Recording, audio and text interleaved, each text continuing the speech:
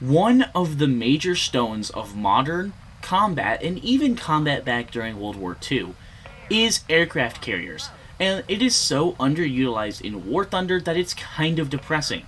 So if you guys are not too familiar with aircraft or aircraft carrier operations, the quick basic rundown is an aircraft carrier is a very large ship that's capable of delivering aircraft that are capable of flying off of aircraft carriers around the globe.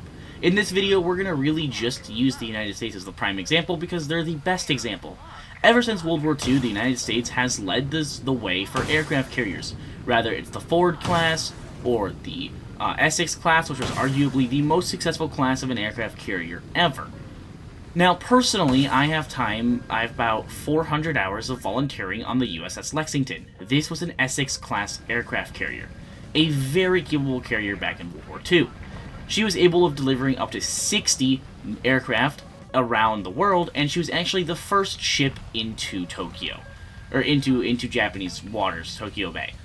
Now, I will say, aircraft carriers in War Thunder don't really have a place. Now, if Gaijin were to add larger maps and actually, kind of make it where you had air and sea operations, because right now you can spawn on an aircraft carrier in certain sim maps, but not very often and not on a lot of maps. Now, if they were to add a long-term enduring confrontation mode, they very easily should add aircraft carriers to that game mode, and allow players to operate off of it.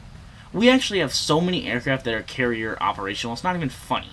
Obviously, we have the F-18s, the F-14s, we have the French Rafale, and, that is a large amount of it. We also have things like the Russian Su-33, and now the Russian MiG-29M, which opens the door to the MiG-29K, which is the navalized version of the MiG-29M. So this now kind of leaves the door open for Gaijin to kind of think about if they were to add a major game mode, another large game mode, to add aircraft carriers. I can think of a lot of ways it could be useful to the game. Obviously, if they add modern naval in the future, they should totally add a game mode where it introduces modern naval combat as well as aircraft. How fun would it be to have a 300-mile map that has Arleigh Burke class destroyers shooting cruise missiles across, the entire ocean, in an aircraft carrier delivering Hornets, which is played by players, around this map? It could be a lot of fun. Obviously, I think carrier gameplay has a niche in War Thunder. I don't think it's a major component of the game, but I think it's a component that should be looked at with, a larger lens. I think it's very underutilized in War Thunder. I think it could have a big place in the game if we get the proper game modes. Obviously, an aircraft carrier's use in real life is to deliver strike aircraft around the globe for operations and carrier operations.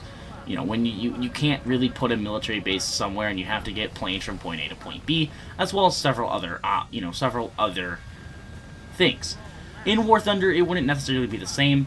It could very easily just be used as a giant target, a way to have another base for aircraft. Like if you were a Hornet and you wanted to spawn closer to the battlefield, you could spawn on a carrier and have to do a whole carrier takeoff.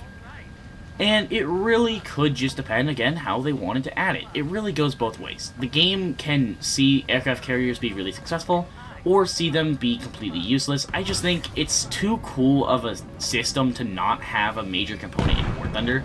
Anyways, let me know your guys' thoughts down below in the comments. Do you guys want to see more out of aircraft carriers, or do you think what we have right now is fine? I'm curious what your guys' thoughts are. If you're not already subscribed, I'd really appreciate it if you hit the like button and subscribed.